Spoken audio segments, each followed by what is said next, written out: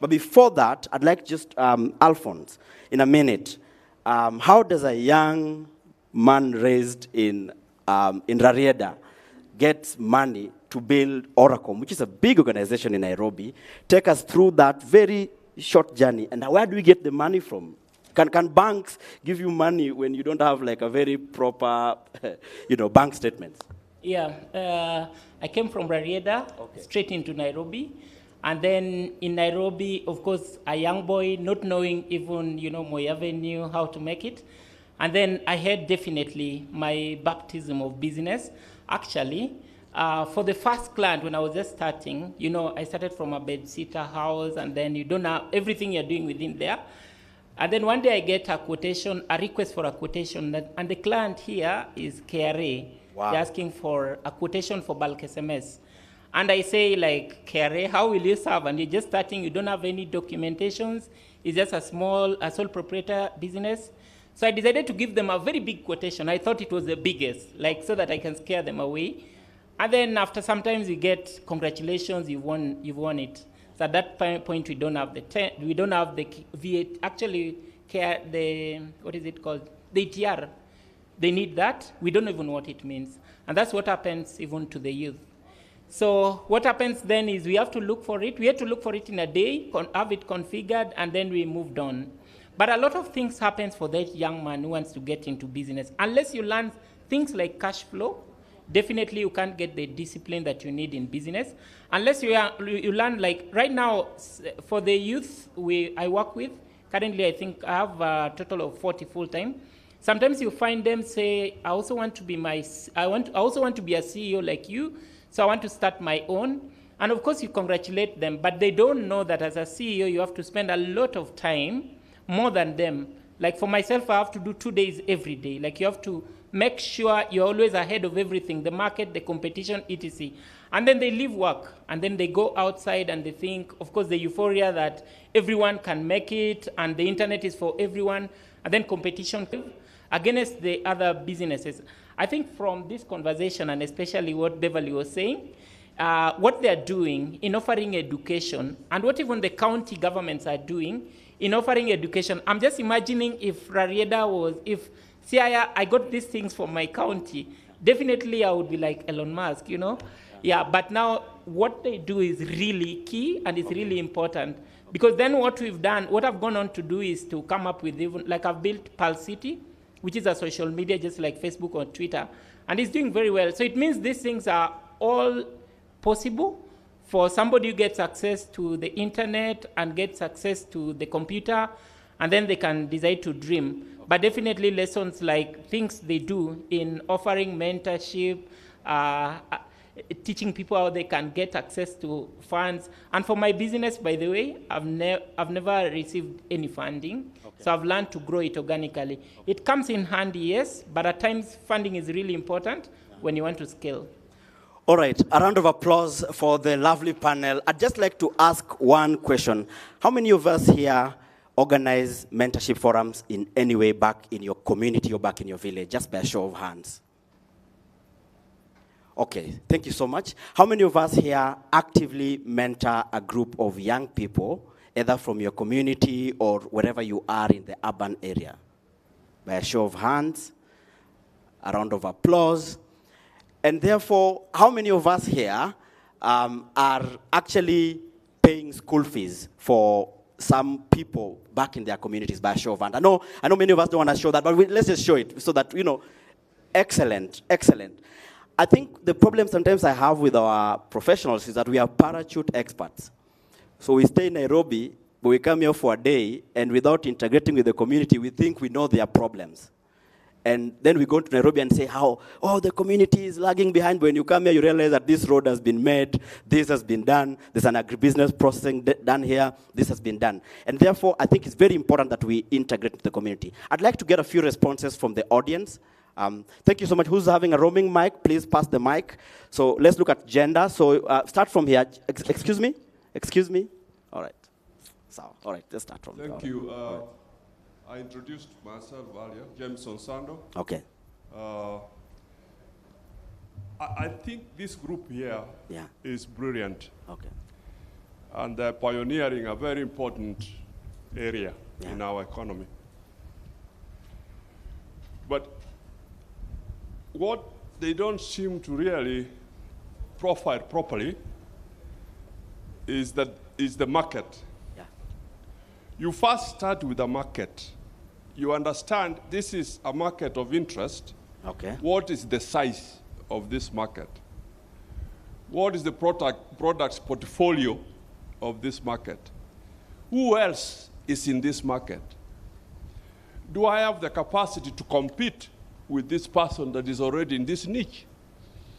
If I don't have, what do I do to ensure that when I launch my product, it can fly? All right. That brings me to a concept called product differentiation in business. Yeah. If you do not differentiate your product accordingly, no entrepreneur will co-invest with you. Okay. Even you, as an entrepreneur, you might not dislodge a person that is in that market segment and has already built networks. Okay. For example, a lot of people run into juice, orange juice, mango juice, or yogurt. You cannot compete with Brookside. Yeah. You cannot compete with Unilever that does ketchup, okay? Yeah. So you have to really understand the market first. Okay. And beginning from an idea and starting business is not the best strategy. The best strategy is scan the market, understand the dynamics, understand the demand, understand the volumes before you venture into that market. I didn't hear that come through very clearly. Thank you so much. A round of applause for such fantastic. Yeah. Please tell us your name and just keep it less than a minute. Yeah. Thank you very much. My name is Irene Mayaka, nominated member of parliament. I come from Nyamira County. I was just listening to the conversation going on. Very impressive, some of the things you're saying. And I was actually saying to myself, I need to whisper to Waziri here that we should have a Nyanza International Investment Conference youth chapter in all our counties. That's a fantastic idea. A round of applause for that. Waziri, hopefully we can make that happen. Yeah, because this conversation, and you, as you rightly put it, the youth are majority in this country. We have a very high literacy rate, but people do not know these conversations that you're saying. When you talk about value addition in agriculture, that's a very important conversation, because the young people will tell you, we don't want to be farmers. But when you introduce the conversation of innovation and value addition, then it becomes very interesting. Very quickly to what you said about incubators and accelerators. So Senator Asige and I have co-sponsored a bill in Parliament called the Startup Bill, which has already passed in the National Assembly, and it's going to Senate next week, and it's being fast-tracked because it has a lot of government support. The reason why we came up with that bill is because of some of the things like what he said. You have an innovation, but you do not know the steps of how you want to make it become a copyright. Like what happened to the person who invented M-Pesa for Safaricom. It gets stolen away from you. So this is going to help to handhold young people in their startup businesses, for you to be able to have copyright for your businesses, and also how to start entrepreneurial innovation businesses. And what we really have said in that particular bill is that we do not want to reinvent the wheel. We want to already work with the incubators centers within the counties that are already here. So as I said, I will definitely take your contacts, because this conversation, we definitely need it. We need to escalate it and have it in all our counties. So thank you very much. Thank you so much. Pass the mic to the governor. Kindly, Governor. Thank you very much. I want to appreciate the opinion of the opinions of the young persons who are here. I want to say that the virgin area in business growth is agriculture. Yeah.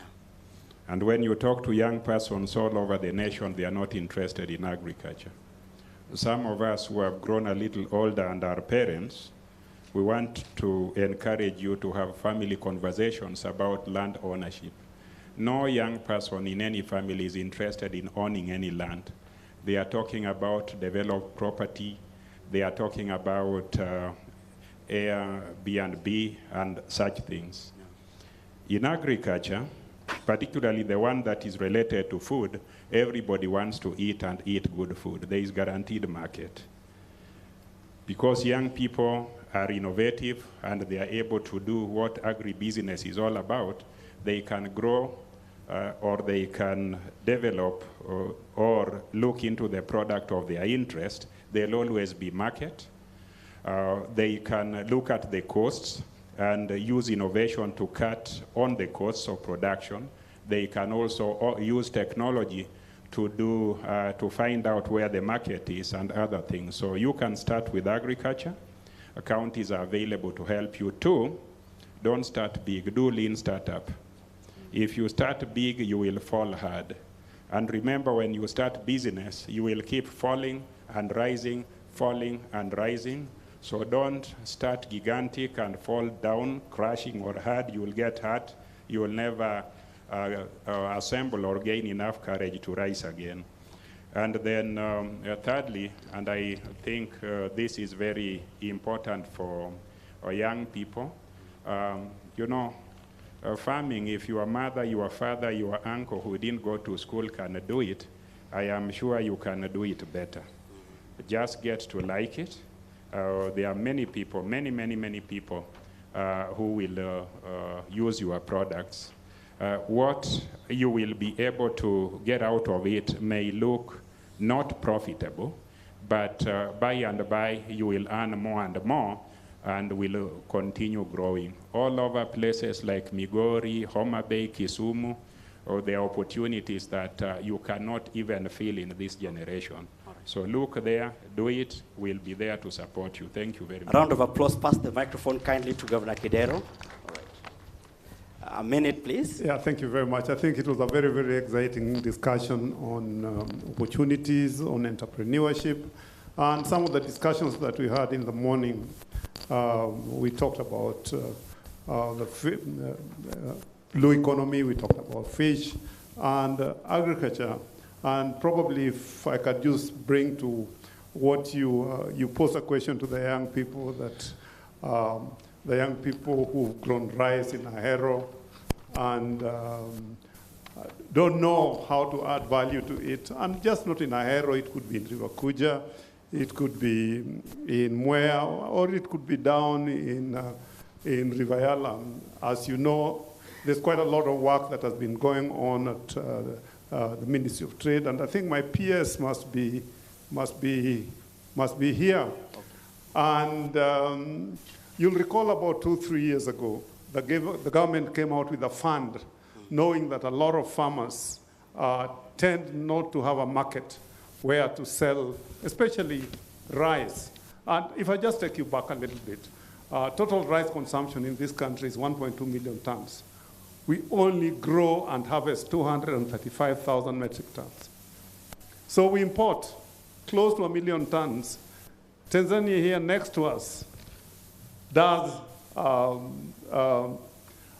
lot more than us, 10 million tons, nearly 40 times what we produce. So the government put up this fund of close to 1 billion shillings, and KNTC is mandated to be buying from farmers, and we've been buying. And what we've discovered, that actually the farmers sell from brokers, pretending that they're from Uganda, and then selling it, bringing it to us. So one of the things that the young people or people don't have is information, getting the right information so that they're able to exploit the market the way it should be. So you are talking about 4 things. I think information is major and very, very key.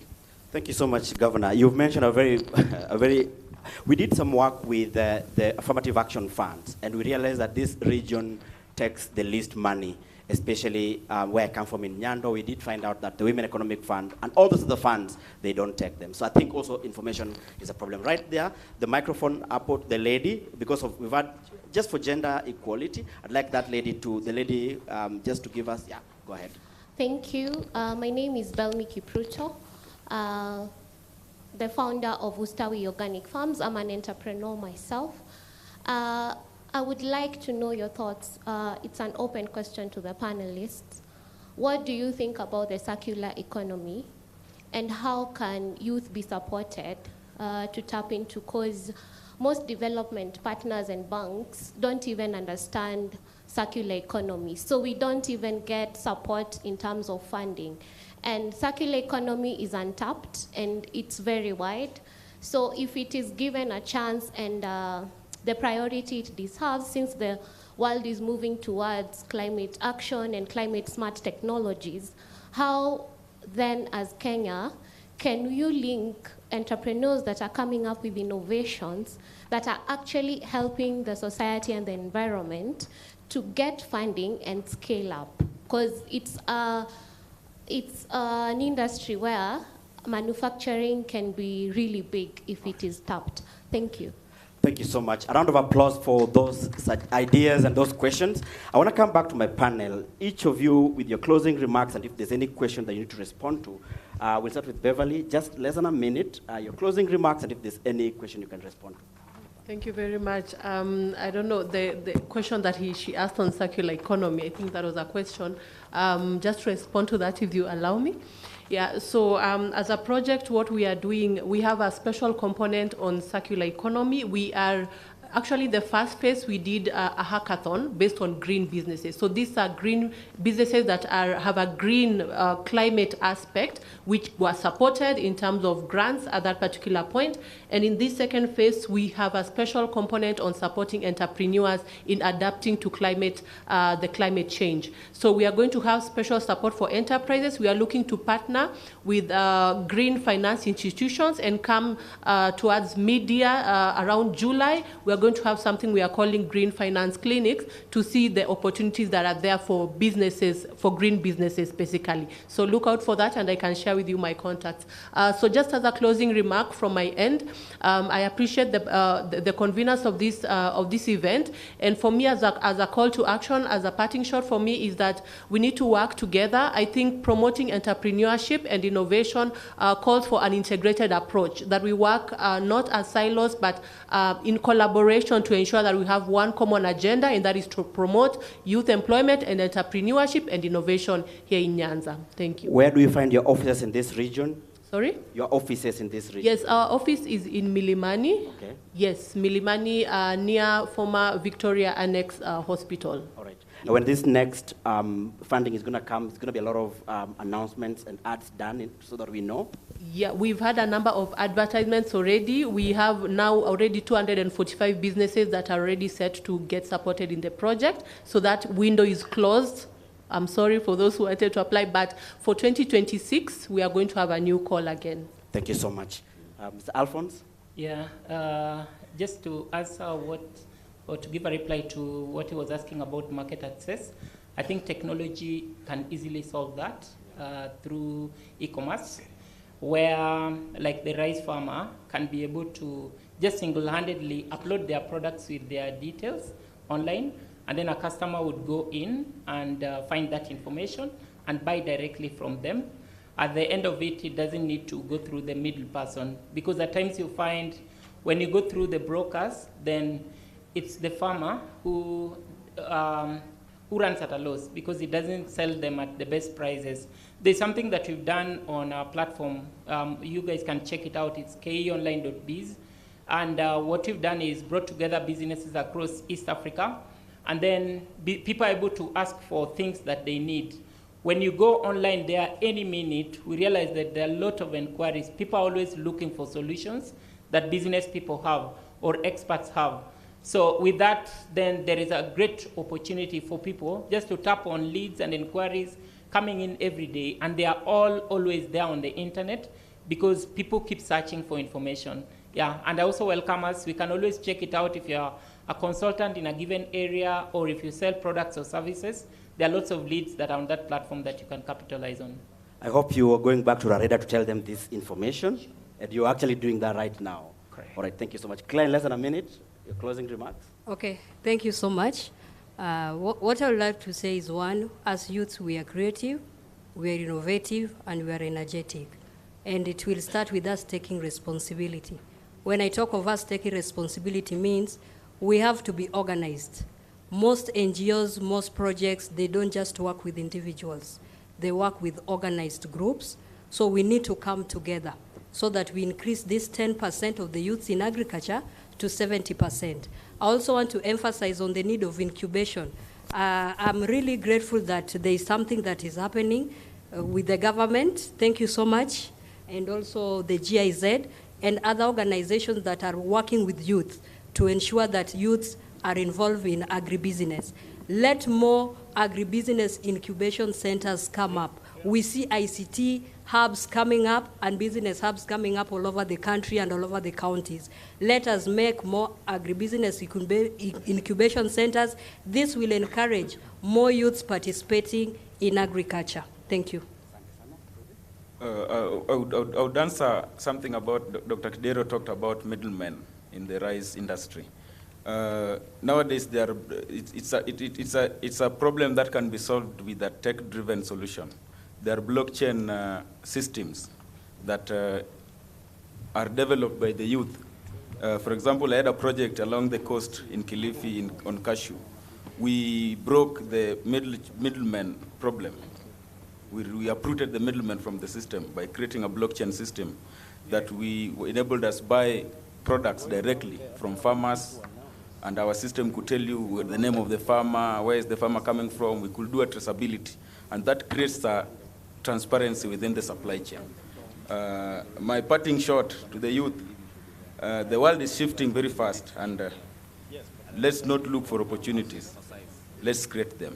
Let's invest in skills, leverage technology, and think beyond borders. A round of applause for the lovely panelists. Our time is done. Our time is completely done. I'd like to hand over back to Mr. Cliff Onserio. But before I leave, I've wanted to give my flowers to somebody who did lower the ladder. You see, Dr. Evans Kidero, when he was the governor of Nairobi County, opened his door to me as a young writer in Nairobi, and we worked extensively. I think if many of us can lower the ladder to young people, I think some of these problems we talk about would not be there. Please, Dr. Kidero, get your flowers while you're still here and openly when you're here. Thank you so much. My name is Danish Odongo. This is the panel about exploring avenues for unlocking the potential of the youth. It is a youth convention, and my panelists did a fantastic job. I think we can give them a round of applause as we walk out of the stage. Thanks, Danish. Well done.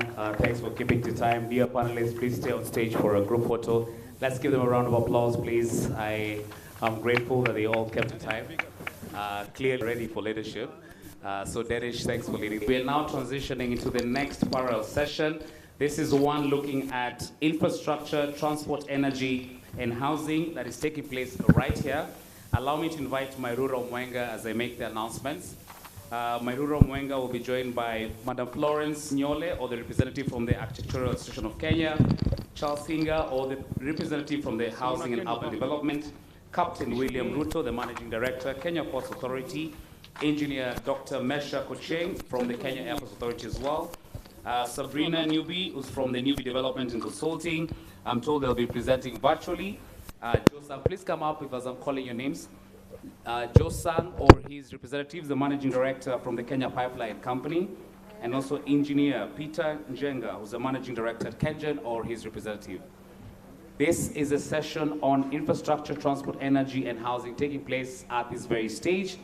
If you're a part of the legal and regulatory issues, this is going to be taking place at 10 to 1. I'll announce 10 to 1 is taking place just by the T area, where we're having the T, the breakout sessions for the T. We'll have that session moderated by Professor Migai Akech.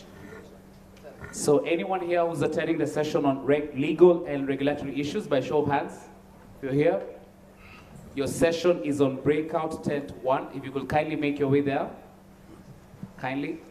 Hello.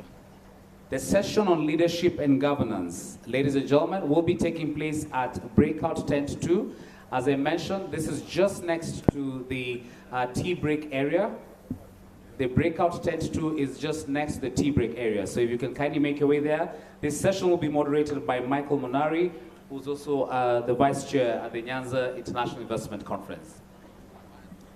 Thank you very much. As the team is getting ready on stage, this session will be moderated by Mairura Mwenga.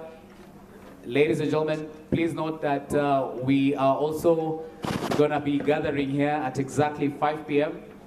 I see our Principal Secretary in charge of trade, Alfred Kobudo is here. This session will be moderated by Con Omori at 5 p.m. So please, we'll all gather at the main plenary tent after the breakout session in an hour for the final panel for today, looking at improving the investment climate for Nyanza's social economic growth and development. Otherwise, ladies and gentlemen, thank you so much for your patience. In view of the shout out given to former Governor Evans Kidero, I'll also want to give a shout out to James Ongwae, I think one of the key innovators on the KISI Entrepreneurship Investment Conference. More reason why we're here. So thank you so much. A round of applause to Governor Ongwae as well for believing in the young folks as well. And in that view, also recognizing the former governors, allow me to recognize former Governor KISUMU, Jack Ranguma. I think there's something happening there around the former governors. You're all sitting tight together since morning. So thank you, elders, for being with us from morning and being very patient with us.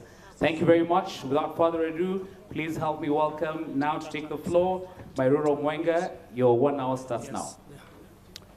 Thank you very much.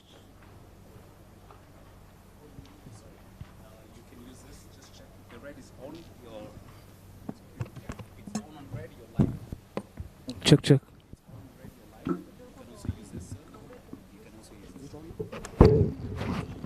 Thank you. Thank you very much, facilitator, and welcome everybody to this very important session that is focused on transport, infrastructure, energy, and housing.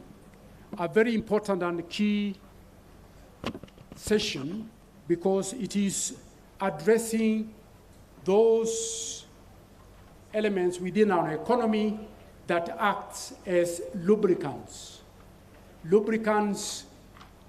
in the economy. And as you know,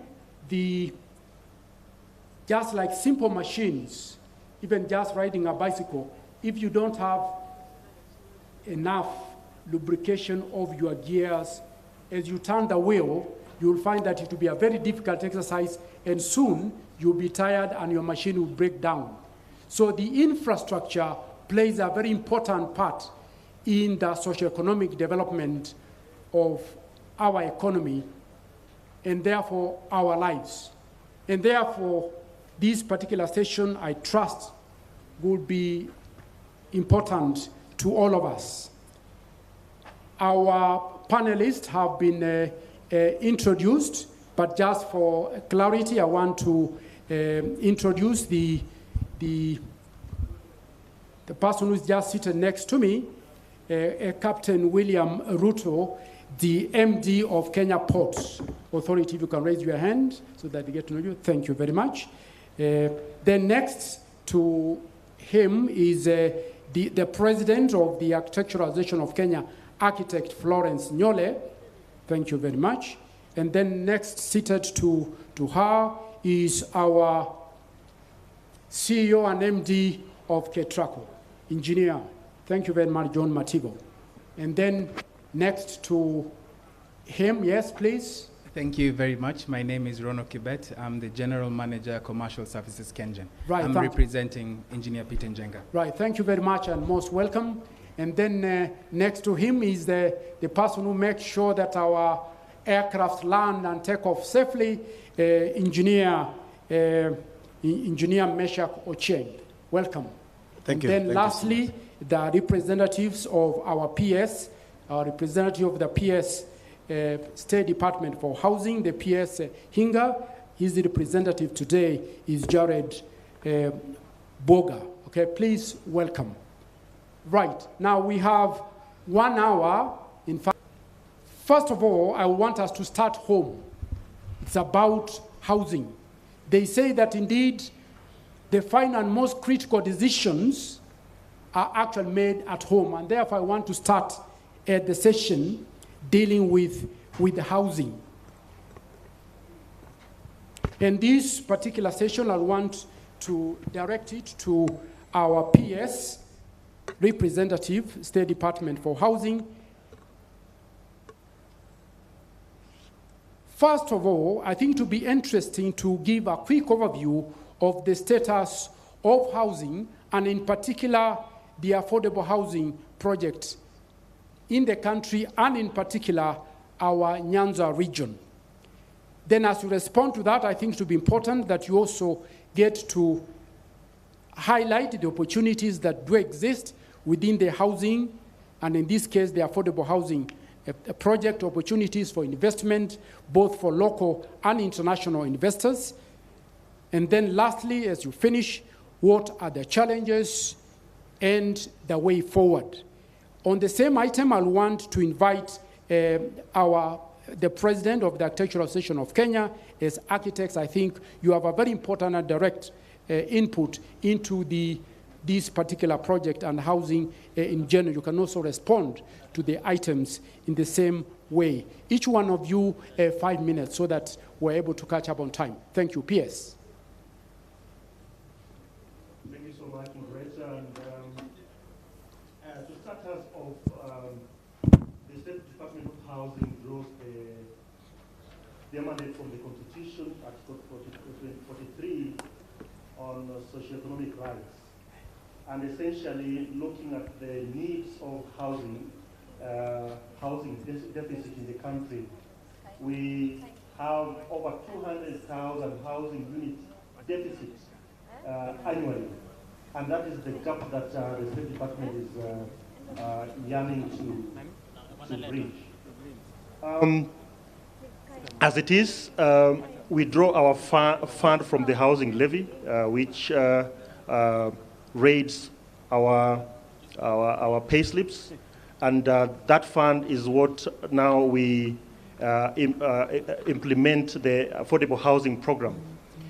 As it is, across the country, but with special focus for Nyanza, because I'm the regional director for Nyanza, we have over 20 housing projects in this region. There's no county that do not have a housing project. The only county that is lagging behind in Nyanza at the moment was Nyamira, but now we have 2 projects that are under procurement. The ones that are ongoing, we have over 5,000 under construction on Lot 1 and Lot 2, with a huge capitation of over 30 billion as we speak in the Lot 1 and Lot 2.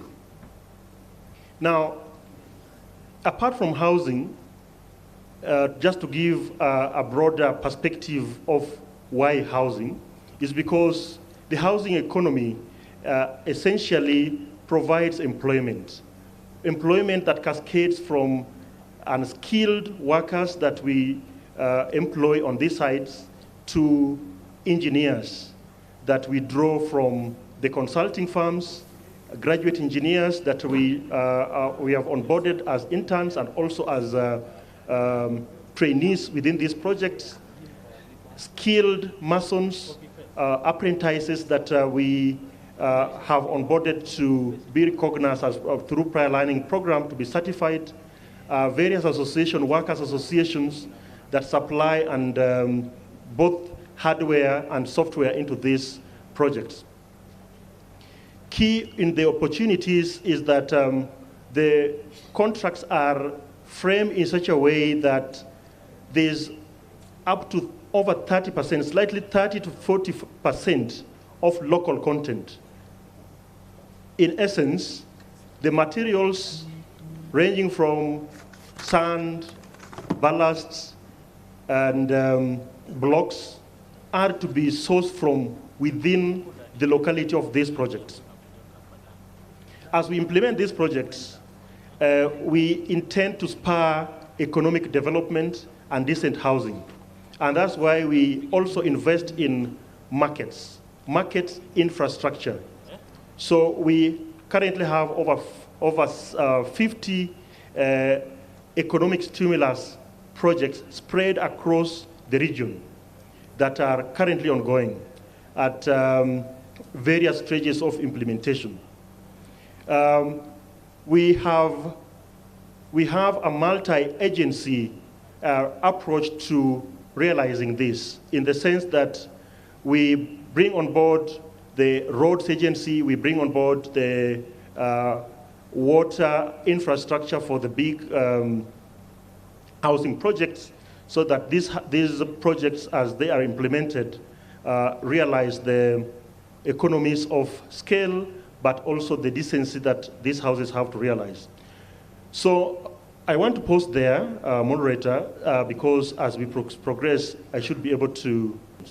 Thank you. Thank you very much for that response. Now, the architect Nyole, what do you see as the input of professionals, particularly professionals in the private sector, in this housing sector, and in particular the affordable housing project, the challenges, the opportunities and the challenges therein? Thank you so much, Mr. Moderator, Chair Mairura. And I think I just want to pick up from what my counterpart from the State Department has talked about, and he's talking about local content in terms of this is the affordable housing program obviously has been with us for a really long time. But finally, we are seeing an opportunity where the affordable housing program now has appropriate funding. There's an appropriate structure in place in terms of the Affordable Housing Board. The State Department is there. It is part of the bottom-up economic transformation agenda for the government, and the instruction. We're beginning to see, what we normally call it, cranes are going up across the country regarding this program. And so in terms of professionals who could be in this forum and out there, this is an opportunity for us to then engage in the affordable housing program. We cannot allow a very robust program to proceed without the input of professionals. And what we've done at the Architectural Association of Kenya, together with our counterparts at the Institution of Engineers of Kenya, the president was here before, and the Institution of Quantity Surveyors of Kenya, is to try and work together with the State Department to say, if you're going to do this affordable housing program, professionals must be involved. You must have our architects who are local. You must have our engineers who are local, our quantity surveyors who are local, our surveyors, our valuers, our planners, our professionals, ideally, so that we professionalize the affordable housing program. And by doing so, we begin to allow that funding to trickle down to our professionals. And what do the professionals bring on board? They bring on board sound housing solutions, because we're looking at housing which needs to be adequate, affordable, but also livable.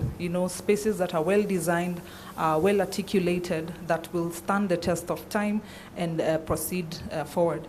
And so the opportunities for all the professionals, planners, to plan these particular areas. One of the areas that we are really challenging our county governments is to locally plan their physical areas, so that even where there's affordable housing programs are going to come, there is a plan in place. They just plug in, and the State Department can then allocate these areas and implement them in those areas.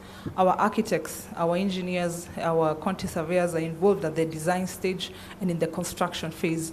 And thereafter, you have our valuers and our surveyors coming on board. But over and above that is that there's opportunity also for construction companies to come on board and start implementing this affordable housing. I think we need to move away from the fact that this housing is going to be built by a multinational or a company that's coming from outside. It has to come from the local organization. I believe this particular region has the ability to raise construction companies that can actually engage in this. And I speak in my other hat as a board member in the National Construction Authority to say that we need to now start empowering even our own local contractors to undertake these projects. And creating that particular environment is very important, so that we are able to have the investments trickle down all the way up to the local level, as it were. And one of the areas we need to think about and expand is the issue of local content, as is talked about, but also local materials, or materials that are, here. I've heard one of the youth members talking about circularity, for instance. Can we start looking at materials that are local, for instance. We don't need to start importing materials from elsewhere. Yet here locally, we can start looking at materials that are locally sourced. There are alternative building technologies that can help us to quickly evolve and create affordable housing programs for ourselves. So the opportunity in terms of housing is there. And even as I conclude this particular response is that as I think there was a presentation earlier on this morning talking about how the Nyanza region is looking like in terms of the population that is here, the contribution to the country's GDP and so on and so forth. And we are beginning to see a high increase in population. And so it means even as we continue to increase population, and you know very well it's been said that in the next many years, 2050 thereabout, more than half the population will actually be living in urban areas. So we need to start planning for those urban areas. And even though we know that our deficit in terms of the housing is 2 million, we know the government is doing something about it. So let's not be afraid. Let's actually begin to engage in those opportunities. I believe the opportunities are there. There's obviously so much work that has gone into it to streamline how professionals can be engaged, how construction companies can be engaged. And I believe that locally, this is a very big opportunity for us to be able to engage in as professionals. Thank you very much. Thank you very much. As you prepare to answer the other's closing session, I want to pose this to you and think about it. Many times, many investors, you hear them say, these professionals are expensive. To the common mwananchi, they don't know who the architect is, who is an engineer, who is a town planner, and so on. So they just build. Think about that. Now, moving to the next item, the energy sector, another very important sector to the economy. Energy is the power that runs the economy. It's the power that runs the country. And as we move to the energy sector, I want to pose this question to our representatives, first of all, starting with Kenjen. How much power, how much electricity is available? Do we have enough power, or do we have serious shortages, and that is why there is frequent power outages in many parts of the country? What is the status? Because unstable and inadequate power will certainly stifle the development of our country. And if you can focus that on this region, the Nyanza region, that would be useful for this audience. Moderator, thank you very much for that very challenging question. And I'll attempt to answer it this way. One of the most complex systems you can ever we have on Earth is a power system. It's so complex, it matches what happens in your brain. This is one of the spaces where you really have to calculate your development of power against demand. And that is why under the ministry, we have something called the least cost power development plan that outlines expected organic demand and now schedules for power planting to come in play and major infrastructure like transmission lines to come in play at the right time so that you don't have an idle asset that is going to be very costly to the economy. And in that balance, I would outrightly tell you that yes, we have capacity. We're just a bit strained in terms of evacuating this capacity to all areas, but we have quite some fast-tracking initiatives, and I'm happy that the CEO of Ketraco, Engineer Mativo, is here. He'll shed light on that. And more so, we're also fast-tracking certain development power plants that are coming up. I'm happy the governor of Migori is here. The other day we were at actually Gogo, one of the oldest power plants that Kengen has that used to support the gold mining there. Because of the ingenuity of our engineers and our teams, we're upscaling it from 2 megawatts to 8.6, the same river. So I'd definitely and affirmatively tell you that plans are in order, and we're doing this in a very calculated fashion to make sure that the benefit and the cost of energy goes down, because every additional cost will hinder further development and production. Energy does drive the industrialization, and one of the advantages we want to have as a region is to have affordable power, and that's majorly the role of KenGen because of the support from government, the support from DFIs, and the confidence in our brand. We're able to put up plants using very high efficiencies that cost less to the economy. I would also like to share that we are now looking at something called the East Africa Power Pool, which is basically integrating the whole regional power pool, right from Ethiopia all the way to the southern part, because we'll be able to link there. And sooner or later now power will be more or less being transferred into all these countries. And what that means is that our demand is no longer within our boundaries as Kenya. We are now stepping out to a big area. Right. And for that, we are also prepared, and we are putting in the right measures to make sure that come that time, Kenya will be a net exporter, not an importer. Thank you. Right. Closely related to that, what are the opportunities for the counties of this region to generate power? Because I think under the Constitution, the county government have a responsibility, have got a mandate in terms of electricity. Okay, what is the opportunities for the counties, or indeed investors in the counties, to be able to generate power in that respect? Thank you, moderator. One of the biggest hurdles we have when it comes to doing these CAPEX projects that are very capital intensive is stakeholder management and the cost of land.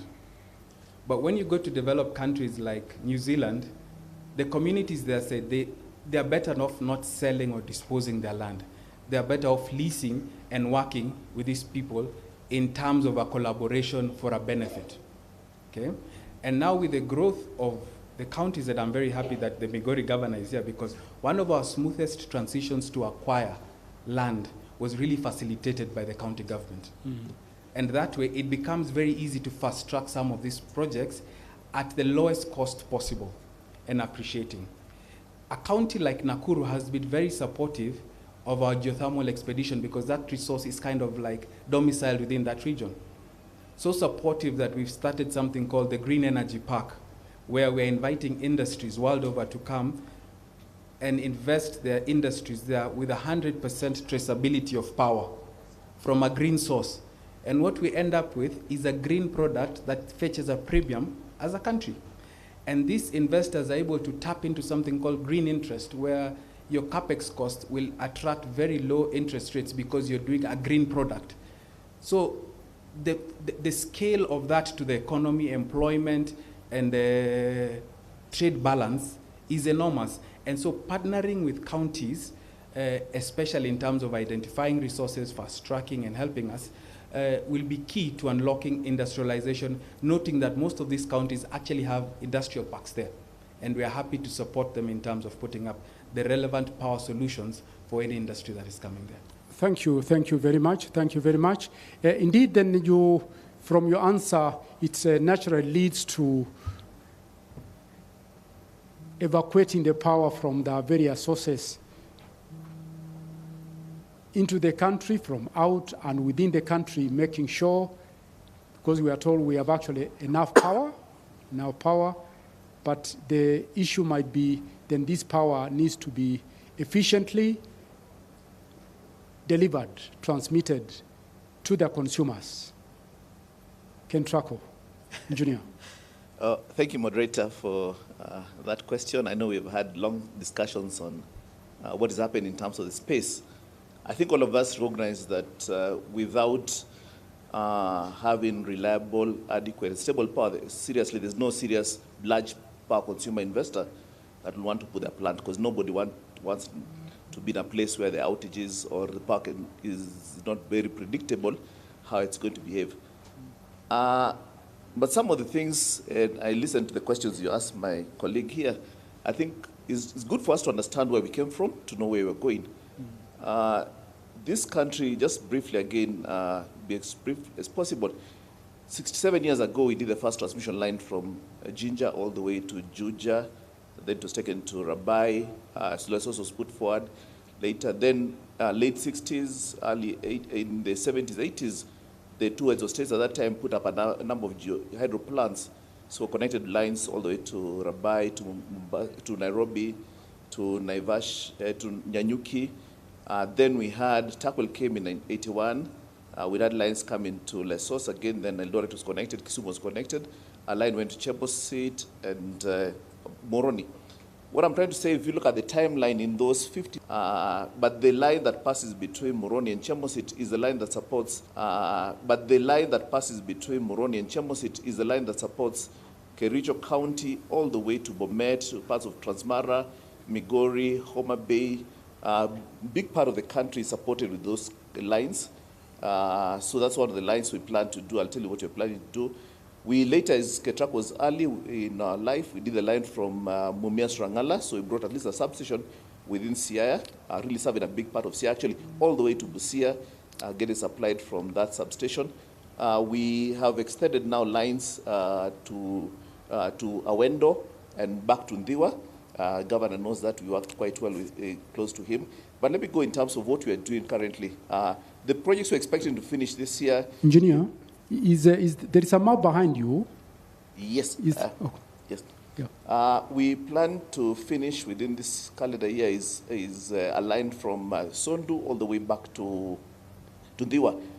This will ensure that all the counties from Homa Bay all the way to Bigori have two alternative lines of supplying power to remove the constraint that is in Chemosit that is affecting Kericho.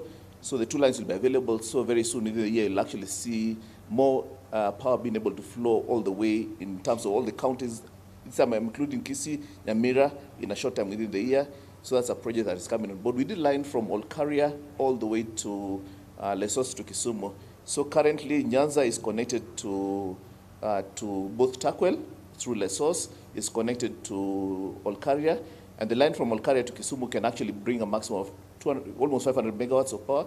That's almost half what Nairobi utilizes. So we bring a lot of capacity.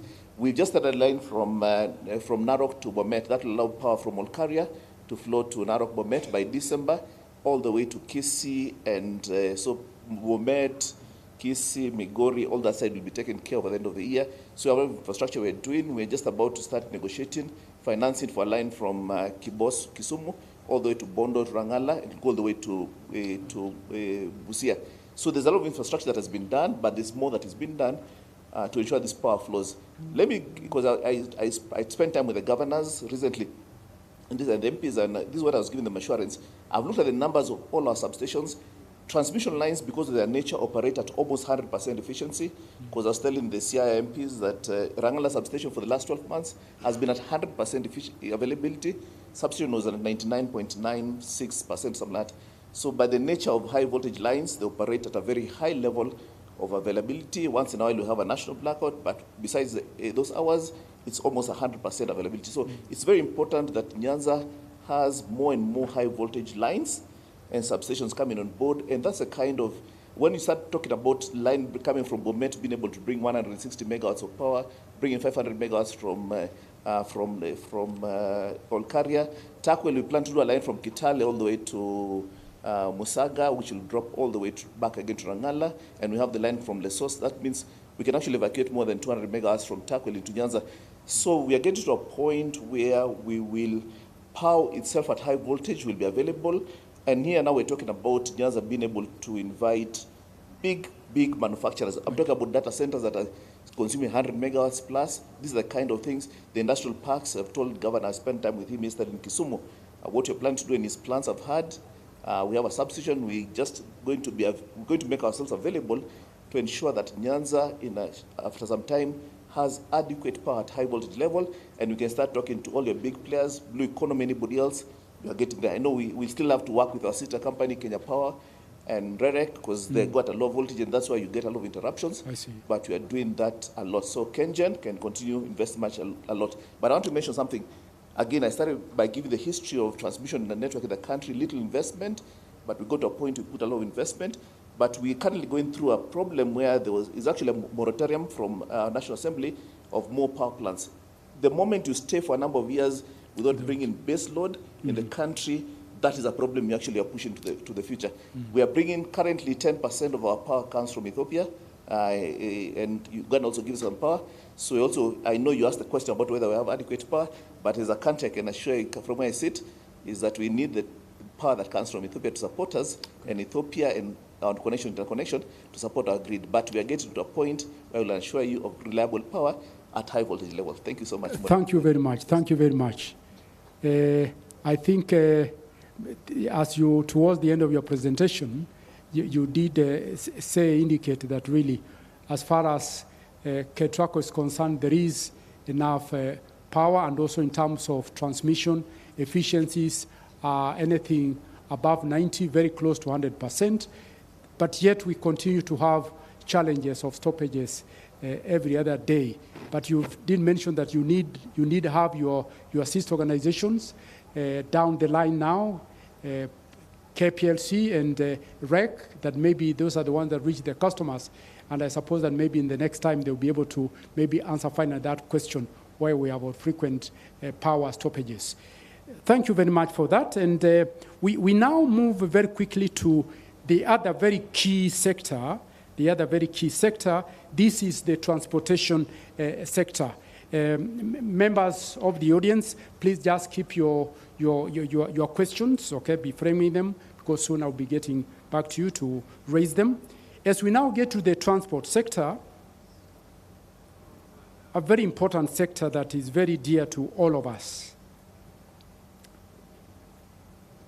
And on this particular sector, I want to start off with Captain Ruto is seated next to me here in terms of the Kenya ports. What are the opportunities for water transport within this Nyanza region? We have always associated ports and the KPA with Mombasa and the coastal region. What is the potential for water transport and indeed the development of the adequate infrastructure in the ports of Kisumu and other ports, potential ports within the lake region? And in that regard also, our port operations and water transport operations to the other East African countries, because the lake brings us together in that regard. What are the opportunities and what are the challenges at the moment? Captain. Thank you, moderator. And as you have rightly said, the ports have always been known to be the port of Mombasa and the coastal side. But I want to say that as a port, we not only run the port of Mombasa and other ports within the country, but we also run the lake ports and also dry ports. One of the things which I want to say is that, as everybody is aware, infrastructure is the key enabler of the social economic growth for any country. And what has made the port of Mombasa to be where it is as we speak now is the infrastructure and the several models of transportation that this country has invested. One, the country has invested in SGR and the meter gauge. We've invested in the road infrastructure, which serves the northern corridor right from the port of Mombasa all the way to DRC. I also want to say that the port of Mombasa serves 8 countries, and that's why we pride ourselves as the gateway to East and Central Africa. Coming down to Kisumu or Lake Victoria, one of the things which I will say is a very good example on investment on infrastructure is when Kenya Ports Authority was under the port of Kisumu and all the lake port, piers within the lake, we started investing in Kisumu, and we invested to nearly a tune of 2 billion Kenya shilling. And with that investment, we have seen a growth of cargo volumes being handled in the port of Kisumu from 46,000 tons that was in 2020 to last year, where we handled 280,000 metric tons of cargo. That is a 500% growth in investment and in terms of opportunities that are also there. So one of the things which I want to say is that by investing in infrastructure, you also create employment, you open up opportunities, and also open up, increase the economy of the region also, and of the county, especially the county of Kisumu that has enjoyed that. And also, we are not only looking at Kisumu County, we are looking into all the counties that bend within the Lake Victoria. There's one thing which I also want to say is that as a country, we've not really exploited in the blue economy.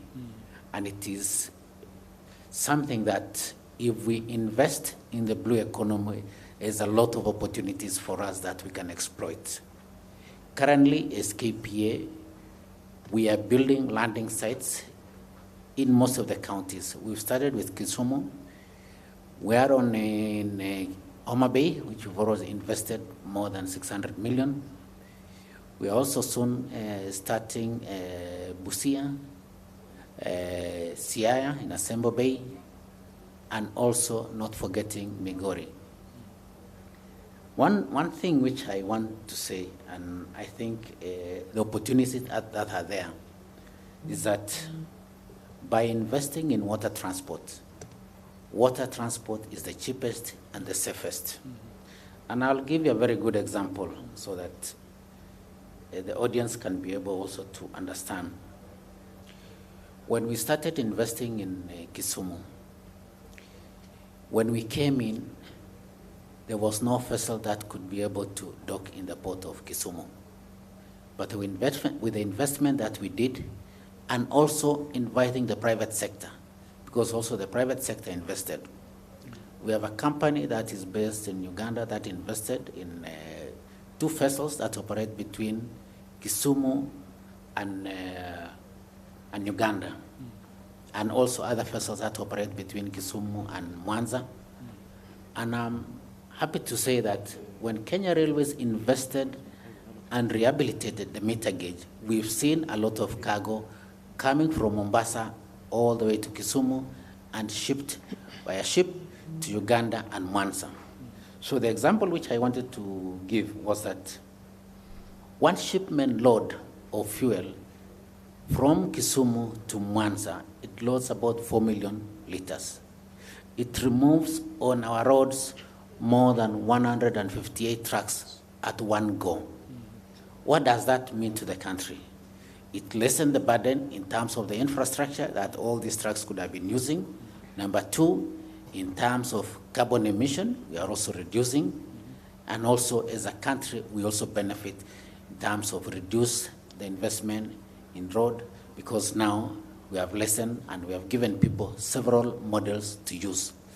One of the things that is counties that within the lake that they really need to invest seriously is water transport. As we continue investing in building the landing sites, we also want to invite the private sector and see also what kind of incentive can we give them to be able to invest in water transport, because the opportunities are there. And the other thing which I also want to say is to promote the fishing within the lake again. We also need to invite the private sector by building the landing site. We build cold storage facilities that can be able to help the community that fish within the lake to be able to store their fish and get value and also do value addition. We are lucky in the port of Kisumu that we have an airport, we have a meter gauge, and we also have a road network. So really we give customers several opportunities and options that they can use. Thank you. Thank you very much. Thank you very much. The cheapest and most efficient mode of transport. There is no maintenance of the infrastructure. The waters are already there. All that happens is just to make sure that the vessels, the vehicles, are a great opportunity there for the private sector. We'll want to see more and more people within this region, Nyanza region, really moving goods and people on the waters of Lake Victoria. Thank you very much. Now, indeed, you also, as we move away now and get into the Kenya Airports Authority, that really in the transportation system, it's about providing options. Indeed, we talk about integrated multimodal transport system. That gives a better sustainable system in the transport sector.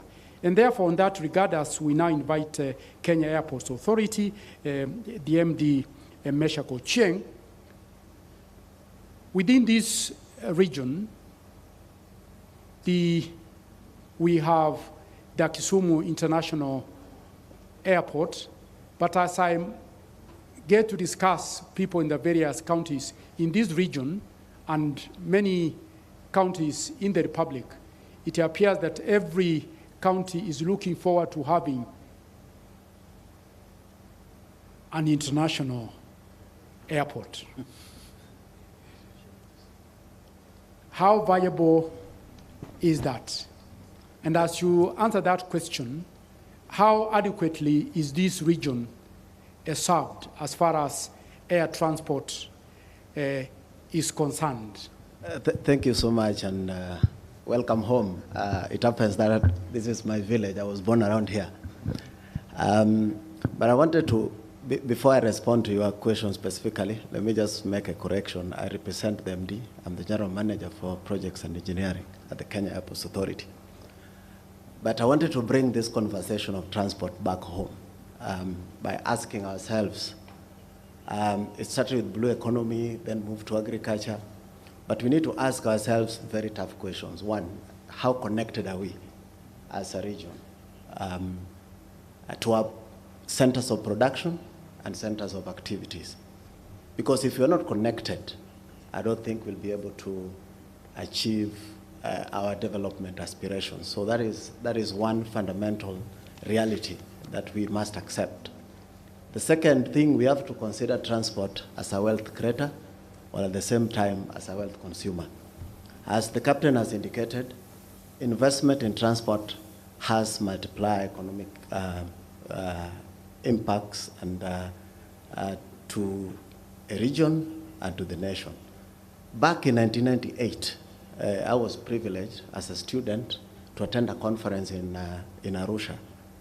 That was the keynote speech was given by the then founder father of Tanzania.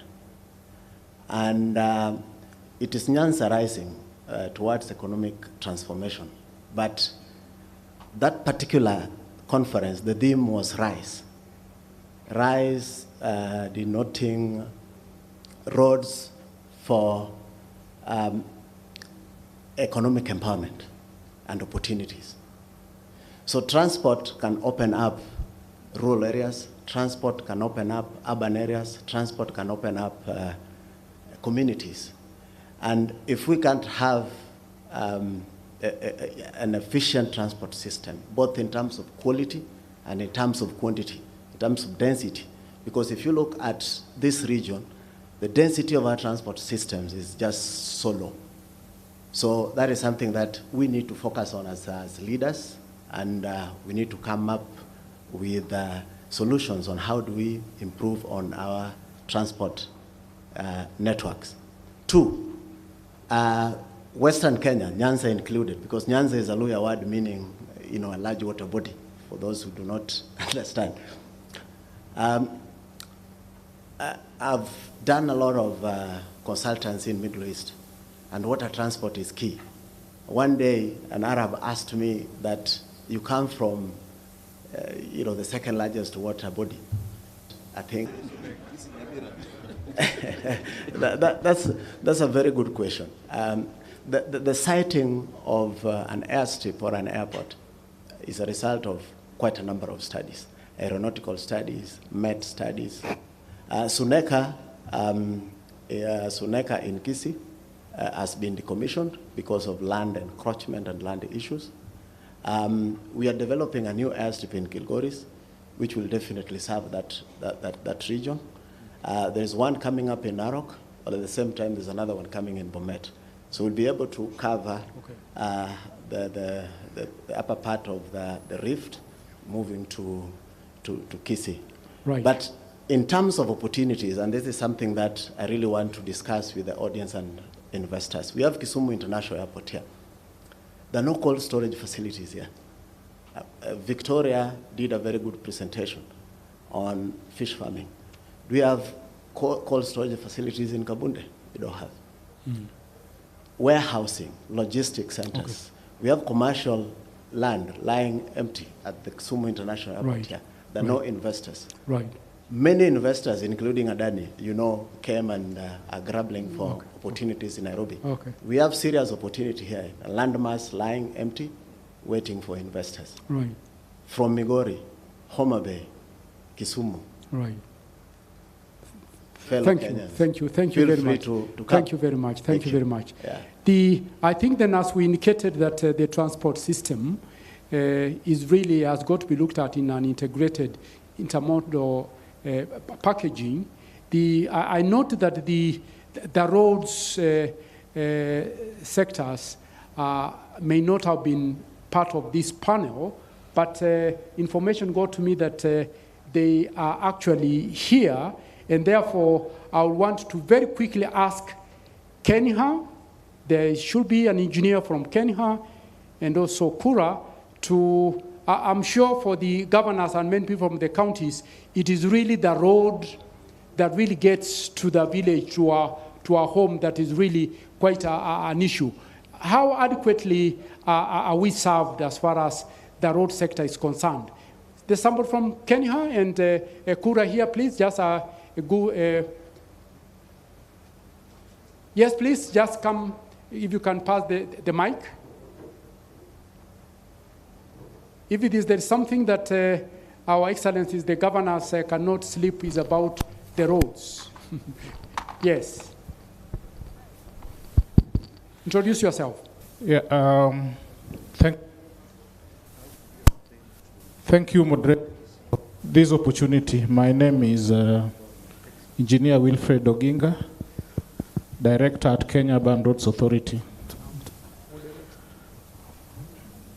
Now, I was wondering why this discrimination when we know that all last mile connectivity is actually finished by the roads. For this, at Kura, basically we deal with urban roads. Okay. Urban roads, is mostly about accessibility, but also quite a bit about mobility. Now, we focus on what we call sustainable mobility. That means we start with the most basic form of transport, that is people walking. Because last mile connectivity is always through walking.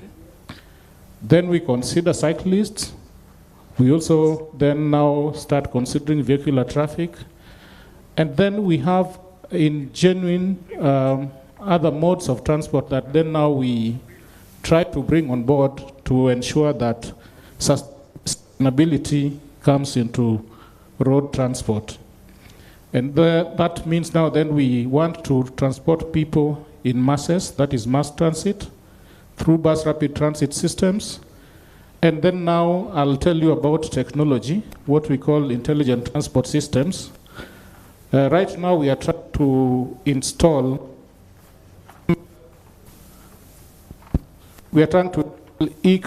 on our roads, sensors, help people. Thank you. To help bring technology in the movement of traffic, to reduce congestion, to reduce emissions, and to ensure that transportation is generally undertaken in a sustainable way. In terms of the adequacy of our roads, in terms of quality, we are still lagging behind as a country. We have a big infrastructure gap.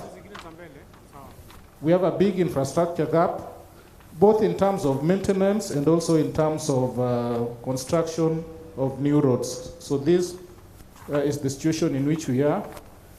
we are trying to address them within the resources that are available to us. So I think that's what I can say for now.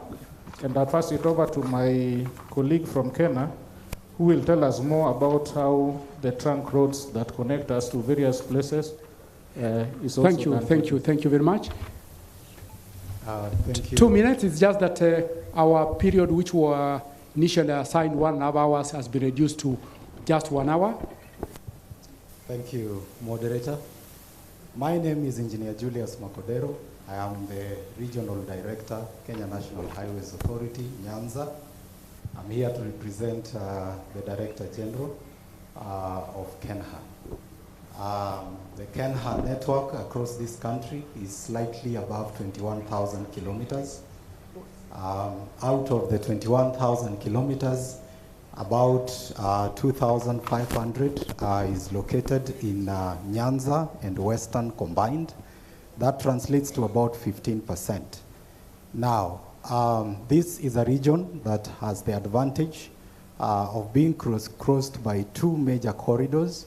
We have the Sirare, Kitale, Nadapal corridor that passes through Kisumu. And then we also have the Northern Corridor that passes through Kericho within the region. The government has endeavored to really make a lot of investment around here. Right. The National Trunk Road, if you were to value it, is just a shy of about 150 billion Kenya shillings. And the government has endeavored to ensure that also adequate resources to maintain this network has been made available. Right. Nyanza region on itself, this current financial year was allocated about 1.8 billion shillings to undertake maintenance. What Kenya has done, and you should note by now, that most of our highways are not bushy. They don't have the potholes that was a characteristic of the past. And this is because Kenya has adopted performance-based contracting. Thank you. Where you have contractors maintaining the roads and they are paid on a monthly basis. Thank you. Thank you very much. Thank you very much. Thank you very much. Thank you very much. Finally, we have got one of our panelists out from the US. She wants to give us 2-3 minutes, and therefore we want to allow her now to come on board. This is Sabrina Nyube. If you are there, please, some 2-3 minutes. Yes, thank you. It appears we might not be able to, right? Thank you. Yes, can you hear me? Yes. Greetings, Your Excellency, President William Ruto, Right Honorable Raila Odinga, former Prime Minister of the Republic of Kenya, Honorable Governors of the 6 counties of Nyanza region, Excellencies, Ambassadors, distinguished guests, ladies and gentlemen. I am Sabrina Newby. I am the CEO of Coastal Georgia Minority Chamber, and that's here in the U.S. And I'm here today with my colleague, Dr. Otha Thornton, former Human Resource Director of the White House Communications under President Barack Hussein Obama. Thank you to the conference organizers for inviting us to participate in this very important conversation. And thank my Kenyan counterpart, Belinda Odhiambo, for working with me on this significant opportunity. We would not have been here without her, so I thank you very much. Today, my colleague Otha and I address a matter of utmost urgency, and that's the potential of affordable housing in Kenya. Housing is a fundamental human right, yet millions still live in inadequate conditions. The need for affordable housing has never been more pressing. Kenya's population is rapidly urbanizing, with approximately 25% residing in urban areas, leading to a housing shortage of about 200,000 units annually, with most of the demand occurring in urban areas. However, it is important to acknowledge that different urban areas face varying housing challenges, and the situation is not uniform across all regions. The Kenyan government has started several programs to provide its people with access to affordable housing, such as the Boma Yanga housing program.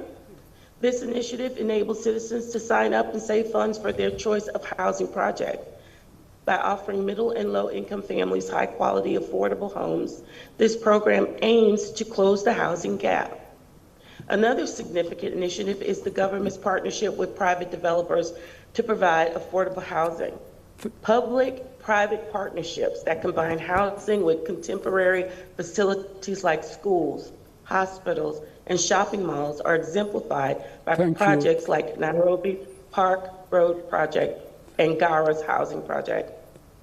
Kenya has enormous potential for affordable housing, especially in the nation's developing towns with land and property prices much lower than major cities.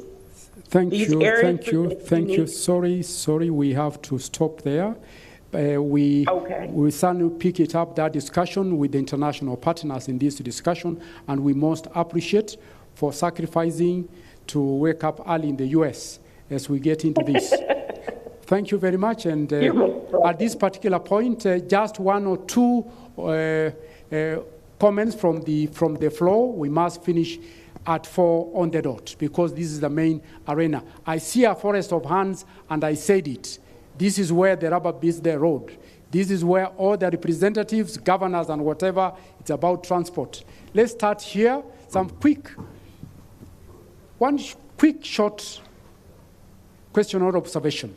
Thank you very much. I want to help you. Because, sometimes you can be doing something the same way, but you are not getting out of where you are stuck. Right. My name is Honorable Yusuf Chanzu.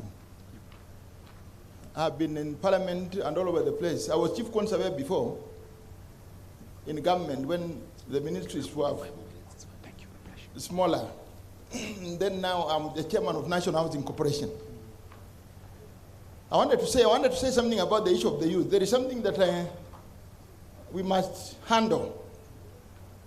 In the issue of legislation, you can talk all these things you are talking here, but if we had some kind of legislation in place which can be able to protect certain issues, but strong legislation, we have got a problem when somebody goes to Parliament. Somebody can come from anywhere and be a member of Parliament, but we assume that when they're making laws, they know those laws. These guys who have been talking here sometimes, they know it even better. Because I looked at the guy who was moderating and the gentleman who was talking about the one who got a job from KRA. You see, these are things that just happened by chance. They just happen to have happened by chance. But we wanted something which is universal because the numbers are increasing. We want something which is universal so that it can be fair to everybody.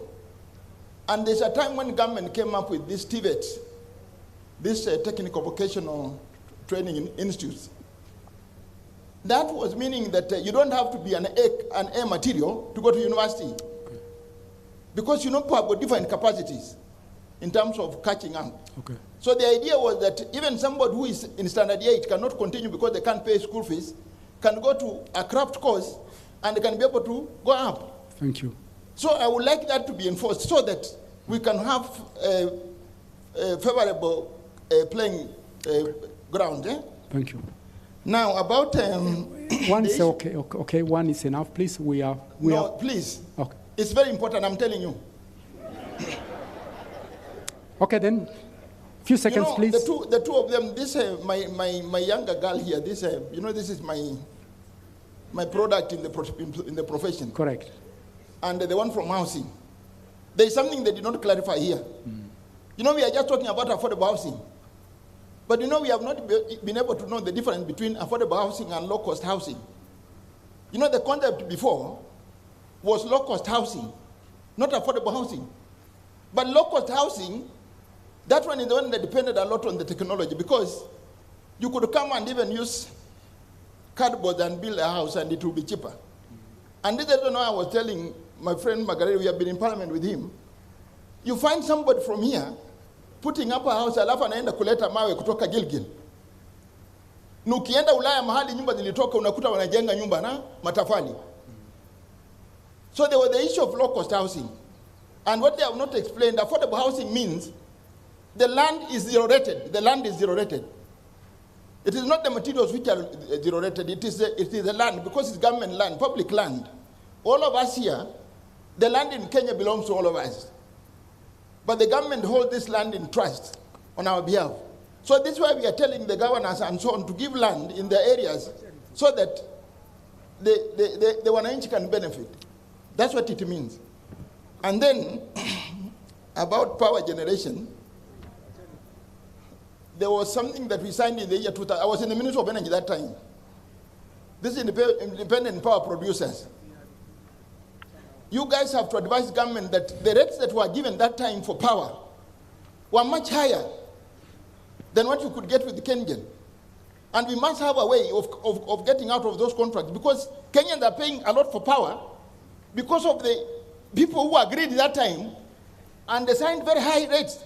Okay. That's why power is expensive in this country. Okay.